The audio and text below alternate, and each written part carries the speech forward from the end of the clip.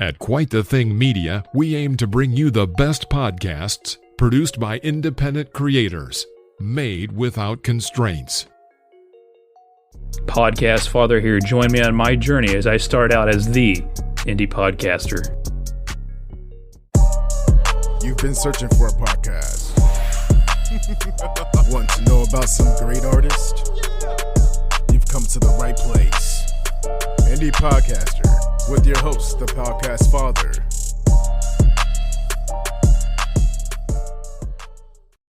I'm excited for this episode of Indie Podcaster. I'm your host, Jeff, aka Podcast Father. Mike Zago is with me. He's got a podcast. He is back. He is still here, hanging in. Oh, yeah. Your podcast, The Link, a podcast with Mike Zago. Make sure everybody checks that out. But Mike, today, on a serious note, this interview was with Clara Sandomal, Final Days on Earth podcast. It is about the mysterious death of Damien Hirst.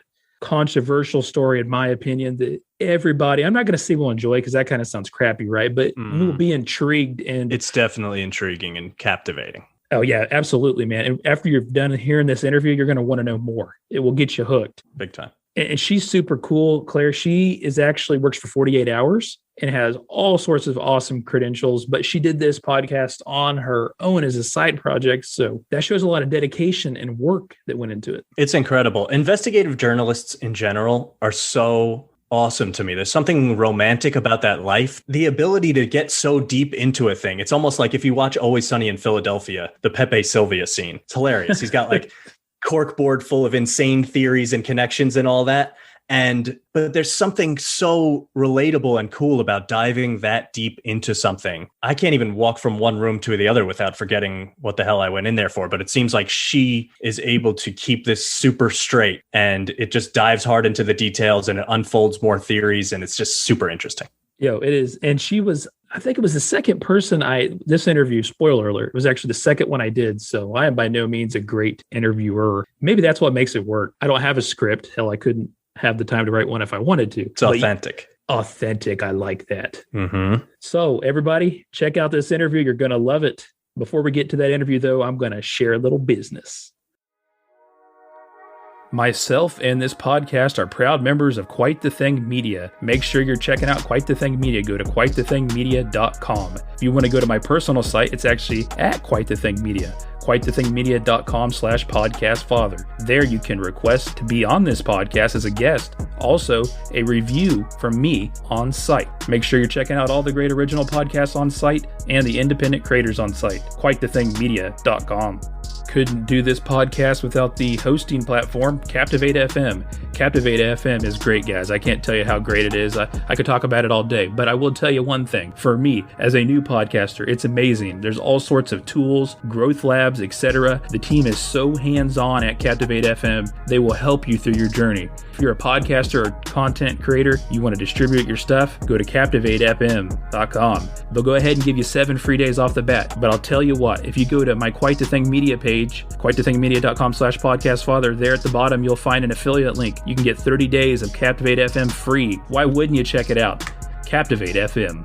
This podcast is sponsored by Good Pods. My great friends at Good Pods. This is an amazing app, guys. You get on there, you see what podcasts your friends and influencers are listening to. Download the Good Pods app. All the music on this podcast is from the artist Young Carts. Young Carts, great independent artist. You got to check out all the work. Go to the site, youngcartsbeats.com. If you want to contact me, you can find me on Twitter at podcast_father, or the podcast actually has an account too at indie_podcaster, or good old fashioned email, always great too, thepodcastfather@gmail.com. If you want to support this podcast, one great way you can do for me is you can go on your favorite podcast listening platform, may that be an Apple or Good Pods, and give me a rating. Throw me a 5-star. Type some nice things to me. If you don't even want to type, don't worry about it. Just throw me some stars. Any feedback is appreciated. I really do appreciate it. If you want to get real crazy and support me, you can always buy me a coffee. Check it out on my Quite the Thing Media page. That's enough for the business. Let's get to the view. Claire is with me here. I'm going to let you tell a little bit about yourself to the listeners. Great. So my name is Claire Sanama, and I'm the host of Final Days on Earth. And it's my first podcast, and it's an investigative podcast that the entire season is devoted to one case, and that is the story of Damien Hurd. I've been binge listening to this, and it's an incredible story that has so many questions unanswered. But before we get into all that, tell us about you and your history, as a journalist, as everything leading up to this, your career and education, all that. Sure. So I have been, in journalism since 2010. I started out, in a local newspaper as a local reporter, print reporter, which was always my dream, working for a community newspaper at the time called People Newspapers. And it was there that I got the crime bug. I didn't see it coming at all, but I was doing the police blotter every week, and anybody who's ever worked in local journalism knows that that's part of the bread and butter of your first kind of cub reporter job, going through the police blotter and finding interesting crimes and writing them up. And so I got interested because I realized that crime stories are the well that never runs dry. And when your editor's like, what stories do you have for me? You don't have to be too enterprising to come up with crime stories. They're actually written in black and white. The headline at least is written for you, and you can go dig into it and write, as in-depth as you want to about a crime. And so I started kind of covering crime for that community newspaper, even though that wasn't technically, what I was hired to do. But I got on it, and one thing led to another, and I ended up covering my first trial. It was about a sexual assault case, teacher accused of sexual assault of a student. And, that actually it turned into a big story and became something that launched a new phase in my career. And I was recruited to be the managing editor of a daily news website that was just coming to Dallas called Culture Map. And so they had read my reporting on that case and asked me to come interview for the job. And so I started working for them.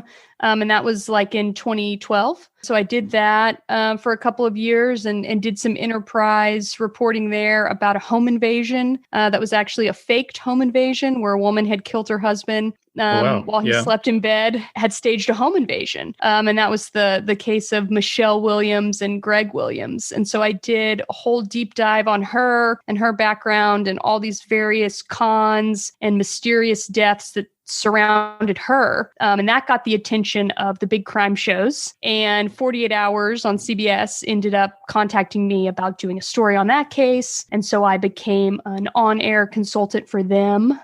For the Michelle Williams case. From there, I just started working for 48 Hours. I pitched them on the idea of me being a field producer based in Dallas, finding crime stories all around Texas for them. And I've been doing that since 2014. That's awesome. And how did we come across and touch paths? Obviously I saw the submission and I was like, oh, well, I got to look into this. But how did you happen to find me, I guess? Yeah. So through the Damien Hurd podcast, through Final Days on Earth, I've created all new social media accounts just for the podcast. And so I'm, pretty well established as Claire Sanama, 48 Hours producer, have a big following online in that capacity. But when I was doing the podcast, I really wanted to start fresh because I wanted to find people who just wanted to know about the podcast, who wanted to know about Damien Hurd. It's kind of been fun to be like reborn on the internet and be in a whole new space and be, fresh, like a rookie again is how I feel. And so I've gone deep into podcast Twitter and I love it. It's my favorite kind of Twitter. And I came across you there. You were, I don't remember exactly how, but you were tweeting something out that I thought was interesting. And I liked your avatar as the podcast father. And so I was like, I just see what this guy's up to and, followed the click rabbit hole for a while. And then I saw you had a place for submissions and I was like, oh, I'd love to talk to this guy. Hopefully he wants to talk to me. Let's see. Yeah, no, and I'm glad you did because I'm honestly a sucker and obsessed with true crime. When I saw your submission, the first thing I did was actually not listen to the podcast. listen to dozens of them a day, but I actually instantly started researching it. And there's a lot of stuff about it. I saw the 48 hours. I haven't got to watch it yet. There's not much out there on video except for the 48 hours. I thought that was interesting. You can find a lot of news stories, but video wise, special wise, it seems like it's just been contained to that. I was not personally involved with that episode, but I'm very familiar with the case because I, like you, find it fascinating and horrifying, and one of the more, disturbing, long-lived true crime stories out there. You should check out In the Dark by Michelle McNamara if you haven't already. Absolutely. Yeah. I have. I love it. Yeah. And did you see the HBO did a special? I think it's called the same. I think it's also called In the Dark. Or All Be Gone in the Dark or something? All Be Gone in the Dark. Yeah. That's what he said when he left that house. Yeah. Woohoo. Yeah. That stuff was just it just make the hair stand up on your neck. And this for me was this case that, with Damien Hurd is just so interesting because there's, like I said earlier, there's so many questions I think that everybody has. And this podcast is typically like the theme that I'm setting out here, just to highlight individual creators, some more established than others, obviously. But for me, it's also about highlighting things like this as well. So this is why I'm really excited. A lot of people listening won't hear about this because, hell, I didn't hear about it somehow. I feel crazy not hearing about it. So I'll let you just take a second to talk about Damien Hurd. And where was it in Texas where he was from? So he was from Fort Worth, Texas, is the best big city reference. He grew up in Azle, which is a very small town, a suburb of Fort Worth, but he went to Fossil Ridge High School in Fort Worth and was a state champion wrestler his senior year, won that state title, very well known in the wrestling community, just a huge name, a small guy, but a huge name. I will say this, when I YouTubed the name, I was expecting several news stories about his death and disappearance. And what I mostly got was all these amazing wrestling videos from him in high school. Yeah, he was a heck of a wrestler.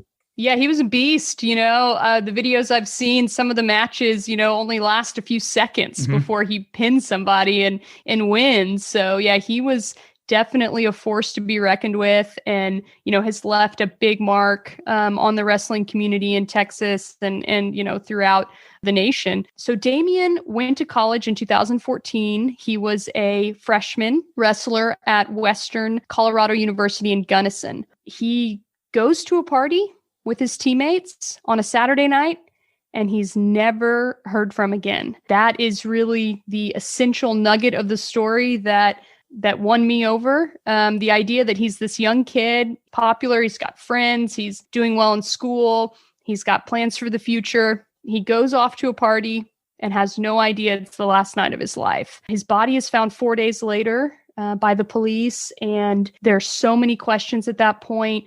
How did he end up, where his body's found is this remote area. His car's there. Looks like it's been ransacked. Every item in the car has been turned over. There's a package that's been ripped open. The contents are missing. It's a very curious scene. His cell phone's disassembled. So there's just lots of questions that were created by the discovery of his body. A lot of times when a body is found, that's the end of the story. For Damien, it was really just beginning. What year did you come in on all this? Because this happened in 2014. What year did you come in? Did you actually physically go down there and interact? Because this would have been before the pandemic. So did you actually get to go down there and meet his father and all these individuals? So in 2014, when this happened, I was working at Culture Map, and I covered it as a breaking news story, a crime story, local Fort Worth boy goes off to college and dies under mysterious circumstances in Colorado. And so I interviewed his father at the time, and his father was here in Texas. So I he actually had a wrestling fundraiser benefit. And so I went to that at Fossil Ridge High School and met his dad and some of his other coaches and friends there, and did my first reporting on the story back in 2014, shortly after it happened. And I started just collecting information and documents and whatever I could get my hands on at that time. But I didn't actually start working on the podcast until 2018. I think my first trailer was 2019 that I got it out. It took a lot longer than I imagined it would. I think I was a little naive about how long it would take to make a good podcast that I was ready to put out and put my name on and everything. But yeah, and then in 2020, believe it or not, I actually do go to Colorado. I go to Gunnison. I road tripped there. My husband and I rented a car and drove, and we camped and everything. It was such a crazy time. It didn't seem like, a lot of people were like, oh, you can't go now. But I was like, man, if not now, when, and everything I wanted to see practically was outdoors. So I was like, I feel like I can go do this and I should go do this. And so we went in the summer of 2020 to Gunnison and did some on location reporting and fact finding. Going back to the dynamic of the story. So the thing that really sticks out to me is, and it's not a common scenario, that just the father is the one mostly in the public speaking for his son. They must have had a very, very, very, and it seems like they did, close relationship. Yeah, absolutely. They were very close. And, it's one of those things that, because I, as a 48 Hours producer, all the stories I do involve death. And so something that happens a lot with death is that people romanticize the person after they're gone. And so it's something that I have a sensitivity to. I understand that's a natural reaction, but I try not to fall into that trap because every human being, has faults. Everyone, there's no perfect person. And so with Damien's story, when his father came out and was talking about how close they were, I was immediately suspicious of that, to be honest, that they really were that close. But through my reporting and through, his conversations with his friends, and I got his cell phone records and everything. I mean, he really was that close with his dad. He talked to his dad every day. That's a rare thing, in this world. And I think it's something that has given his dad a lot of comfort. They didn't have, but 20 years together, but my goodness, did they make the most of it? I mean, he can't regret a single day because he talked to his son every day, and that's really one of those things that, sticks out to me about this story, just that they had that special relationship. And there's nothing that will bring Damien back, but whenever you look at things that happened during his life and you believe, that they made the most of the time that they had, I think that's something that gives, him some measure of comfort, just knowing that, they had that close of a relationship for a reason. Some people get 60 years with their dad, some people get 10, and so you don't know how long you have, and it makes people appreciate the relationships in their lives, all that much more. And it's got to be hard from, like you said, an emotional standpoint. You actually want to get invested in it to a certain extent, right? But you don't want to let that consume you from the investigative piece of it. So I'm sure that's a challenge. Yeah, it really is. And, in the beginning, and 2014 is whenever I was making the transition from working at Culture Map Dallas and being the managing editor and covering a variety of stories and managing people on staff and a large freelance, community that we had writing for us, to working for 48 Hours and becoming a producer for them and doing all murder cases all the time. And it was a huge, just emotional shift, because what I did as the managing editor of a daily news website was largely not keeping me up at night. It was not the kind of thing haunting my dreams. But whenever I started working at 48 Hours, and every case that we look at, is so complicated and tragic and unexpected. We don't do the drug dealer killed on the corner. We don't do the gang violent, the kind of stuff that you can understand that it's still tragic and it's terrible, but, it makes sense. And you think, well, that couldn't happen to me, or that's not anyone I know. The stories that 48 Hours does, and the Damien Hurd case as well, it's a story where you can really see, sympathy with characters, and you can feel, gosh, how did this happen? And it's the kind of stuff that does keep you up at night. I feel like I've gotten better at separating, a healthy level of compartmentalization is definitely something in my toolkit that I've gotten better at using. But yeah, in the beginning, I would get super, just emotionally attached to the cases and the characters. And this would have been near the completion of his freshman year, right? He went there in 2013. I think earlier I said 2014, but he graduated, in 2013, and then went there over the summer to do the summer wrestling camp and to get acclimated to the altitude, because it's a big difference. Oh yeah. Especially athletically. I mean, that's exactly. Yeah, so that was a big part of it, that he needed that time to adjust to the altitude before wrestling season started, and just really get comfortable living up there. And so he went there, like in June 2013 and started his freshman year in the fall. And then this all occurred March 29th, 2014. So it was the second semester, his freshman year. Long story short, he ends up at a party, which is the wrestling captain or the wrestler's kind of house where some of them live. And a lot of it's just swept under the rug because he was kind of a feisty guy that got in some scruffles with even people that considered him a friend. But I mean, that's kind of, in my opinion, that's kind of normal for a 19-year-old male is that physically dominant and that his competitive spirit. But he goes to this party, and there's a lot of different stories about what happened at this party and the timeline of everything. So what were some of those? I mean, I know that somebody saw him sleeping on the couch around, it was 2 a.m. Yeah, so the timeline is the most fascinating part of this case because there are so many different accounts of it. Now, we have certain fixed points that we know for sure what Damien was doing at what time, but there's huge gray areas and there's lots of inconsistencies and conflicting statements. So we know he goes to the wrestler's party, he gets there and stays there like around 8 p.m. Before he went to the party, he definitely went to an off-campus apartment and purchased LSD. And so that ends up playing a pretty large role in the police investigation later on. So he purchases this LSD before going to the party. He goes to the party. And while at the wrestler's party, he is in the mix of everything, right? Yeah. He's talking to girls. He's taking pictures. He's Snapchatting. He's inviting everyone to this party. He is sending the address to tons of people. Come party. Sometimes he just sends the address. He also sends a text message to a guy named Anthony Rios, who is a member of the cross-country team who had just started dating Damien's ex-girlfriend. A rival. Yes, as they kind of... A rival. Yeah. Absolutely. A member of a different sports team and also a romantic rival for the girl that he still had feelings for, most people would tell you. So he sends him a text message of the address to the wrestler's house, which is not unlike a text message that he sent to many other people. But after sending Anthony this text message with the wrestler's house address, then he writes, "If you down."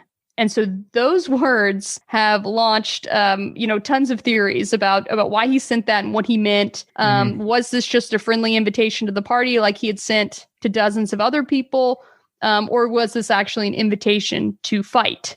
Because whenever Anthony shows up at the party, the general consensus, everyone's account, Damien and Anthony begin to fight almost immediately. And so they have a very quick but very violent encounter outside the wrestler's house. And they're separated by their various team captains. Captain of the cross-country team, whose name's Sam Vandevelde, he pulls Anthony off. And then Kyle Pyatt, the captain of the wrestling team, he pulls Damien off. And so they kind of go to their separate corners, the cross-country team, in one area and Damien and the wrestlers in another. That fight between Damien and Anthony is over. This is around 11 p.m. That's over. As far as we know, they don't fight again. But then the wrestlers themselves really get on to Damien for picking this fight. I do want to take another second here to talk about the sponsor of this podcast, Good Pods. Like I mentioned earlier in the intro, you can see what podcasts your friends and influencers are listening to. This app is great, and the creators and team Good Pods are very serious about making you the greatest listening experience for podcasts, not only just the quality of the audio listening piece, but also the social aspect. This is a really awesome app. I can't suggest it enough. I'm very involved in there. They're very dedicated to podcasters, independent podcasters, and listeners. I have a couple groups on there you should go check out. The Indie Podcasters group, highlight indie podcasters, obviously. I've also recently created a true crime group. I'm a big true crime fan. You should join both of those groups. And every week, we do pick podcasts out of the Indie Podcasters group to highlight in the recommended section. But once again, I'll say it again, the Good Pods team is a great team of people. I can personally vouch for them, but they're also dedicated to making this app as good as possible. You can talk to them on social media directly. They will respond. They take all recommendations very serious. There's a great team at Good Pods. Make sure you download the Good Pods app and listen to your podcast there. Let's get back to the interview. There's various accounts of this, and this is the person, this is the captain, right? Or the person that lives in this house. Yeah. So the wrestling house, which, there were 4 roommates. And so there was Kyle Pyatt, the wrestling captain. There was Elliot Copeland, who was also a member of the wrestling team. Andrew Morris, a member of the wrestling team. And then there was a girl named Courtney Birch that also lived in that house. And she was not a wrestler, but she was just friends with all those guys. And everyone referred to it as the wrestler's house. And so Kyle Pyatt definitely was one of the people involved in the post-fight confrontation with Damien. And then there's varying accounts of the other members of the wrestling team that were involved in that. Zach Shank is a name that comes up pretty regularly. And then we're not quite sure of the other people that might have been involved at that time, but at least Kyle Pyatt and Zach Shank take Damien back into the house. And there's a couple different accounts of this. Again, some people say that that Kyle had put Damien in a headlock and then he was dragging him through the house. Another report is that they, quote, put Damien to sleep, which created, a lot of questions. Oh, yeah. What does that mean? Yeah. There's a wrestling move called the sleeper hold, right? So is that what they're talking about? Or is that just, is that a euphemism for they helped him into bed? We don't really know. But the statement that's given to police is that they put Damien to sleep. And so Damien goes off into a back room, is seen with these wrestlers. Some people say, oh yeah, we saw Damien after that. Other people say I never saw Damien again after he went into that back room with the wrestlers. There's just a lot of confusion. And, it's a party. People are drinking. There's recreational drug use. The timelines are not that reliable. What we know for sure, because we have the actual data to look at, is at 1:36 in the morning, Damien goes to a gas station in Gunnison, about a half mile from the wrestler's house. At this gas station, he's actually wearing an extra large camouflage sweatshirt that belonged to Andrew Morris, one of the wrestlers at the house. And that was the last room that Damien was seen in, was Andrew Morris's room. Somehow he puts on Andrew's sweatshirt, which is many sizes too big for him. Damien was, a small guy. All his clothes that he's wearing are size small, except for this extra large sweatshirt. But he throws that on. He goes and gets gas. He fills up the tank completely, right? Well, he fills it up halfway. Halfway, okay. So that was interesting because Damien was known to be really conservative with his money. Like he didn't use a lot of money. Usually he would fill up $5, $10 at a time in his gas tank. And Gunnison's a super small town, so there's not a lot of gas to be used. And Damien was really known for sticking around Gunnison. That was, his place. He didn't go on a lot of excursions. He liked being in Gunnison, and that's, pretty much where he hung out. So the idea that he put $25 worth of gas in his tank at 1:30 in the morning is unusual to his friends, to his dad. There's a lot of gas for Damien to put in his car. He had an SUV, could have held twice that much, but he normally wouldn't want to put all that spending money into his gas tank, when he wouldn't need it for a while. So that was interesting. But he fills up his tank, half a tank of gas, and you see him on the surveillance video. And we were later able to match his ATM debit card purchase to that occasion. And so you see him back into the pump, get out, fill the gas tank, and drive off into the night. And he looks like a completely normal, he doesn't seem nervous or is looking over his shoulder or checking his watch or anything. He just is like a cool customer, calmly filling gas, stands outside the pump while it fills up, and then drives off. And that's the last time that we can actually say that Damien was alive, for sure. There's his digital trail disappears after that. It looks like his cell phone was turned off. People who tried to reach him after that would say it would just go straight to voicemail. And he doesn't have any text messages or any other records on his phone that exist beyond that. And the next morning, obviously, his friends can't get a hold of him. It's a Sunday, right? And they can't get a hold of him. His dad couldn't get a hold of him. But then again, I went to college, right? I mean, always talk to my dad. I can picture them, a parent thinking, hey, they'll just get a hold of me tomorrow or whenever. So nobody speaks with them on Sunday. Monday rolls around and this is class time, right? And he's not showing up to classes, but there's a little bit of a conflict because he was signed into a class. See, everyone thought he was showing up to classes, and that's what prolonged this missing persons investigation and what really made it a true mystery, because Damien heard, there's a record of him attending class on Monday after the party and then going to the cafeteria and then going to class again. By going to the cafeteria, you mean there was he had a card, a student ID card or something that had a hit on it. It was active, right? Correct. Yeah. His meal plan was used in the cafeteria, and 2 different professors gave email confirmation that he had attended classes. Whenever Damien's dad first calls the university to say, I can't get a hold of my son, I'm trying to track him down. Can you go to his dorm room? Can you, it's unusual. He usually calls me right back.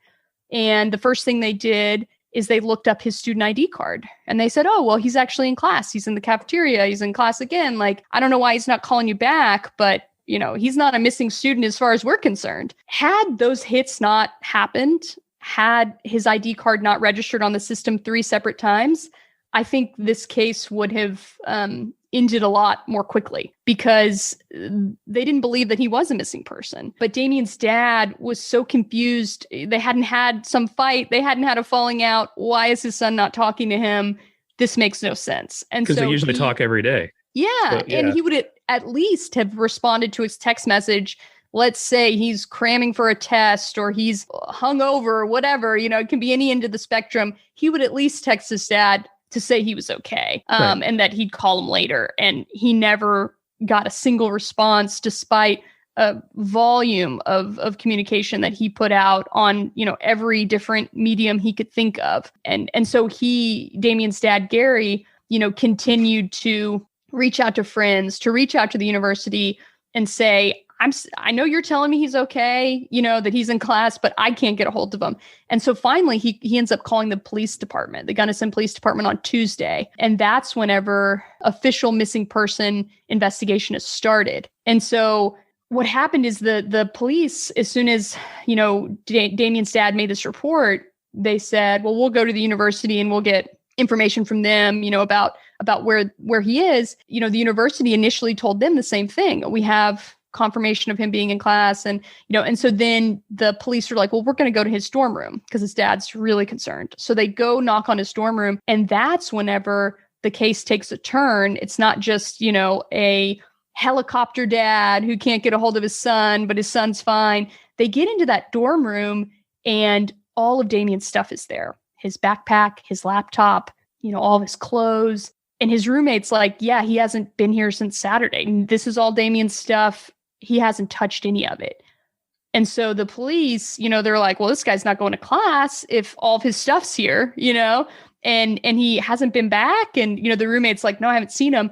And so then that's whenever the university's story really starts to fall apart about him attending class. And it was interesting. I tried really hard to get the university to talk about how they got this information and what they were looking at and, how it was communicated to them. Like, what system were they looking at? Could they show me the records that they had looked at? But they would not do any of that. But what I was able to do is get a copy of an email that they had sent out on Wednesday morning, talking about Damien Hurd being a missing student and how they were trying to verify his class attendance and meal card use. But that's what they had records of on Monday. And they sent out that email on Wednesday morning at 8:45 in the morning. And his body is found that same day at like 10 a.m. And based on the timeline I've been able to create using source documents, police interviews, everything that's official in the case, the university's position only changed after the discovery of Damien's body. I can't find anything that proves otherwise. The best that I can say, based on the information I have available, is that the university believed that he really was in class and really used his ID card in the cafeteria up until his body was found. And that's the point where they said, we no longer trust that information. We no longer think he was in class. We don't think he was in the cafeteria. And they actually started calling it a mistake. We made a mistake. Yeah. And it's never that's as much clarity as we've ever gotten on it. And it's really the, linchpin of the mystery in the case. Who signed him into class? Who used his meal card in the cafeteria? Because it doesn't seem physically possible that it was Damien, based on, the fact that his body was found on this ridge. And there's an eyewitness that actually saw his body on Sunday and didn't know what she was seeing and didn't make a report of it to the police until Wednesday afternoon, after seeing the, police bulletin that a body had been found at this location.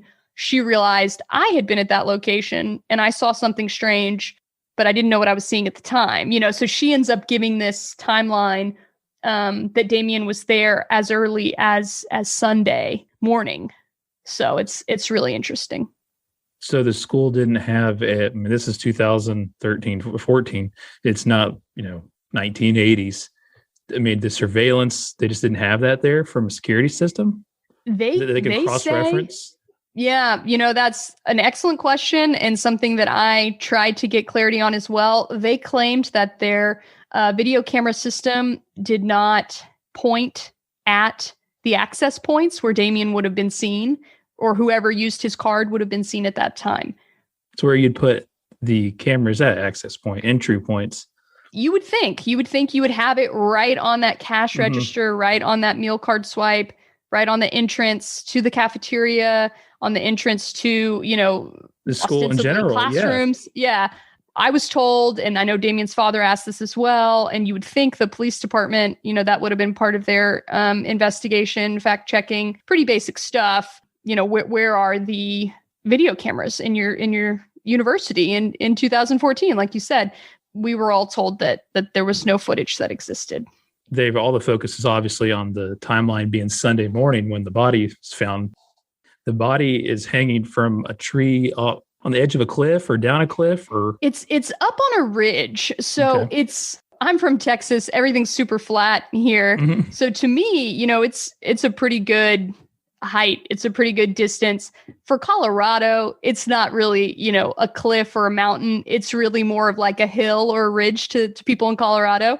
But there is some elevation. And from the position where Damien's body was hanging, because I hiked up there, you have a view of like this valley and of the road, of, a pretty busy road. It's so strange to me, the idea that a body could be hanging there for 4 days, three days, and no one reported seeing it. That's strange. How far? It is very strange. How far is this location from the party and then his dorm? Yeah, so it's about 8 to 10 miles from this, from the campus. It's really strange. It's another one of those like things that you don't know until you go physically to Colorado. But in the police report, they listed the location where his body was found on a different road than he was actually found on. Oh. So they listed it as Bureau of Land Management Road 3106. But when you get there, there's a mile marker and there's a sign marker, and it's Bureau of Land Management Road 3107. So all the initial calculations I did of where he was found was using the wrong road. When I just was using Google Maps and trying to recreate it based on police information, it was inaccurate, And so that was interesting to me. One of those things you just can't know till you're there. But the initial police report that was written by a different agency, the Gunnison County Sheriff's Department, they list 3107, which is the correct road. Who reported to the scene first? This was this was a county location outside of the city. So is correct. This when the county reported to the... Yes. So there was a BOLO, be on the lookout for Damien's car. And he had Texas license plate, and he drove a Saturn SUV that, Saturn had been discontinued. They weren't making cars like this anymore. So it was a pretty unique vehicle. And the Texas license plate for this time of year in Colorado, it's not really a time that a lot of Texans go. So it's unusual. So you would think a car would be found pretty quickly with this type of BOLO going out. And so it wasn't that long. It was the BOLO was like 7 p.m. on that Tuesday, the 1st. And then his car is found 10 a.m. on the 2nd. So, it's a little over 12 hours and the car's found. How far was the car from the scene? So the scene itself, where his body is found, is up on this ridge, and the car is found parked outside the gate to Cabin Creek. And at this time of the year, the gate was actually closed. They weren't allowing cars to go down the road. Damien's car is pressed up against the gate, a closed gate, and next to a fence. And he would have had to, get out and maneuver his way around the gate and the fence. Like, you have to really want to get out there. It's not an open trail. So that was interesting too. But his body is found, about 100 feet, I would say, from the car. Again, in the police report, it was listed as 100 yards. And I was like, that's a football field. Like, that's so far. It's big not 100 yards. It's 100 feet. Yeah, I was like, this is definitely not 100 yards. Big football fan. No way. This is a whole, 100-yard field here. So, but it was a considerable distance, and the terrain is not flat, and there's all sorts of bushes and plants and obstacles, and it's rocky. You don't have sure footing. I almost twisted my ankle just trying to get through it myself. It's not like a leisurely hike or like a place. It looks like little kind of animal trails through there, but the obvious places to hike and bike are further down. Like, this is just going up a fence line to the largest tree in the immediate area. So it really looks like, whoever was there knew that tree was the closest place to hang something. There's no other tree in the immediate area that would support a noose and hanging. So it's just sort of the largest tree, but not an easy place to get to.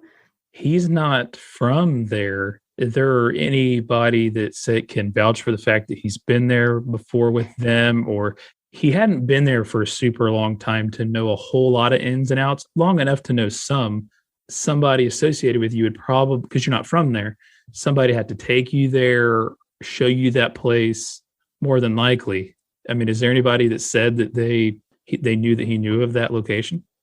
Yeah, I totally agree with you, Jeff. And those are the questions that I had in my head too. And no one has come forward to say that Damien knew about this location, that he'd been there before, or that they knew him to go there. And that was one of the things whenever I was looking at his cell phone records. I was like, did he ever go here? Did he ever take pictures there? Did someone send him a text message with this address? Because there's a mile marker and there's an easy way to pinpoint where this is. And to me, that's the only way you'd find it. Like, whenever I went there, it's like I almost missed it coming from campus. I mean, it's super hard to find. You don't see it. And the entrance is actually coming from the opposite direction. Like, if you're coming from Texas or something, you would come up on the right side of it to go right in. But coming from campus to the Cabin Creek location, it's very hard to find. And you really have to know it's there, especially at night. So that's always been a big question mark for me. The biggest questions with the investigation that I hope my podcast will answer is, who signed Damien into class? How was his card used in the cafeteria? And is there a connection to Cabin Creek, to Damien, or to anyone that he knew? Because, I know from my crime reporting that the locations of a suicide is typically a place with some kind of connection to the person. There's always exceptions to everything, but the vast majority of cases, a suicide the location will have a personal meaning to the victim. And that's also true of homicides, where someone is killed, where a body is dumped, almost always has a connection to the killer. Killer very rarely will dump a body in an unknown location. So to me, those connections are key, whether it's Damien or someone else. The idea that the Cabin Creek location is a complete shot in the dark, a complete anomaly, not known to anyone prior to this event, I put that in the smallest likelihood of possibilities. And it gets a little bit more strange, and we're not obviously going to touch up on everything, but the car is locked up. When the car is discovered, it's locked, right? Yes. And like you said earlier, it's a mess. Looks like it's been ransacked by somebody, whether it's him or not, we don't know. Right. And then when you get to the location of where he's found, there's a lot of strange things that happen there. And I hope I'm not messing any of it up. The weird thing that stuck out to me is there's a sleeping bag found nearby. Yes. Which, where my mind goes, it's not easy to move 120 pounds, no matter how strong. I mean, there's some strong people in college athletics, so there's other ways to assist with that. And that's really what stuck out to me. So then the body itself and the stuff he's wearing just doesn't seem like it's being worn right. His pants aren't even buttoned, right? Right. The shoes not tied, but Correct. the pants part is strange because it doesn't make any sense. Why would they be unbuttoned? And he's actually found he has the flannel on that you talked about that was the other guy's, Andrew's. And that's how he's found even hood up, right? Yes, correct. Yeah. And I go into really close detail into all these items and their possible meanings in actually my 10th episode. And we talk about possibilities for the sleeping bag, one of which is the one that you mentioned, that I'm partial to as well, that it was used to carry a body. I've seen suitcases that a body was transported in, golf bags, giant Rubbermaid containers. People will use whatever they have around them to transport a body to make it easier, because a dead body is dead weight and it's extremely difficult to move a dead body. So the sleeping bag, to me, I agree, that thought had crossed my mind. Now, the official police position is that Damien himself carried that sleeping bag up there and used it for comfort as he was committing suicide. So that's what they believe. To them, it was his item. It was his sleeping bag. It was found in his car. It was known to be in his car, and the idea that it was there, the police believe, fits with their theory of suicide. So that's always been interesting to me, because I just think it's open to, interpretation. But it's important to know that the police think that it makes sense in their suicide theory. It is, because I'm sure they looked at the terrain and then what was actually physically found on the sleeping bag itself. Still strange about the pants, though. They're going a couple different directions with it. Obviously, the main one is suicide, but a couple different directions on why, right? They have the recreational drug usage mixed with alcohol. And then they also have maybe one person that could say he was a little bit depressed. It was a female friend that was one of the people that saw him that night. But she said that night he didn't seem depressed, but in the past he had talked about being depressed and had, thought about ending his life. No one else had ever heard anything like that before. And what's interesting about her statement is that she claims that it happened over Christmas break, when Damien, she says, did not go home to Texas and stayed home and was stayed in Colorado and was kind of depressed. And that's whenever he said he thought about killing himself. What's interesting to me is that Damien did go home for Christmas that holiday and had a plane ticket that his family had purchased months in advance and was home with his family for like a 10-day period, which is pretty normal of kids in college. So it makes me question her memory of that event. It is certainly something that deserves attention and deserves consideration. But of the 47 interviews that were conducted, she was the one person who said Damien had talked about suicide before. Now, granted, things that are hard to talk about, things that are difficult, we don't talk to everybody about the deepest, darkest thoughts that we ever have. The idea that he wouldn't have shared it with everyone, does make sense. But this one person in particular, from what I can gather, a pretty casual acquaintance, it was surprising to me that would be the person that he would reveal that to, if he did indeed, say those things. But it's a point in the investigation that, you have to consider and mark down and think about, as a possibility. But like every other witness, you have to question their believability and their, if you choose to take that witness, as something to build your case on, or if you think it's something that's not relevant. She was someone that I definitely was curious about and was interested in. I wish police had recorded their first interview with her. Really strange. They had their initial interview with her, apparently said all these things for the first time in her own words, but they didn't record that. And then the second interview is basically the police officer regurgitating it, saying it in his words, and telling her, that's what you said, right? You said this, and then she's like, yeah. But you don't actually hear it from her because that first call wasn't recorded. So all of it was a little strange to me, but I did find it interesting. And I was intrigued to know that there was actually one person who thought that Damien was suicidal. It's not uncommon to kind of feel that way when you're in college. I'm not saying suicidal, but some sort of little bit of depression when you're away from home for what probably was the first time ever for an extended amount of time. Definitely relate to that as far as maybe a little bit of depression, but that's obviously a major step to take. I could talk about this all day. I really could. There's a few more strange things, though, with the phone. I'm going to let you touch up on that because I know some people said there were text messages and even the dad said there were some messages that were not even found on the phone, but he had on his phone that he could show. So a couple of points about the phone that are interesting. Number one, Damien's text message that he sent to Anthony Rios, inviting him to the party at the wrestler's house and essentially inviting him to fight. Those text messages are not on Damien's phone whenever it's found by police. They only know that they exist because Anthony comes to the police department and shows them his phone. And they take pictures of the text messages from Damien to Anthony on Anthony's phone. But those records do not exist on Damien's phone. There's no text message thread between Anthony and Damien. The Gunnison police even went and got the original records from Sprint, and they can't find that text message. So it's very bizarre that it wouldn't be there. Those text messages, if not for Anthony's phone, we wouldn't even know what they said or when he sent them. The other thing about the phone that's interesting is that it's disassembled and sitting on the passenger side seat of Damien's car when police find it. So the phone itself, the battery's been removed, the case has been removed, and there's also a blue bandana that's sitting on the seat next to the disassembled phone, sort of wrapped up in the items. It's a strange scene. You look at it and it definitely is not what you expect to find, in someone's car. And there's even a screwdriver set that appears to have been recently purchased because it's still mostly packaged, and it's lying on the floorboard of the passenger side seat. It's been opened and there's some items removed from it. And actually the back side of Damien's phone is down on the floorboard, touching this partially opened, used screwdriver set.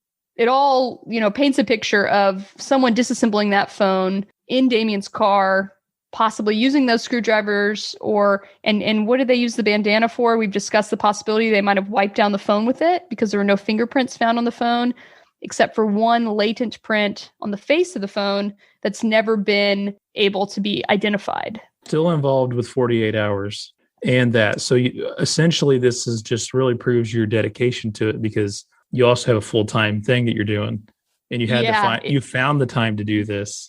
Yeah, that's part of the reason why it took me so long. It took me about 3 years to do the podcast, because I was doing it while at the same time, working full-time as a development producer and field producer for 48 hours. So going to trials, traveling all over the country, producing shoots. Yeah, it's been a crazy time, but it's so nice to have it out in the world and to know that it is possible to have, your passion project and keep your day job. So that's been good. And I'll have a second season that'll come out in 2023, through Podcast One as well. And then we'll see what happens from there, but it'll be on a completely different case. It won't be Damien's case. So, and this is just a great story. You can find the podcast Final Days on Earth really anywhere. And correct. what about website wise? I'll let you share that information as well. Yeah. So you can go to finaldaysonearth.com and find out more about the podcast. And I have a blog where I put some interesting documents and things on there. You can always find the latest episode there. But yeah, whatever podcast platform you use, you can find Final Days on Earth there. And we want as many people as possible to listen to this and hear about this story.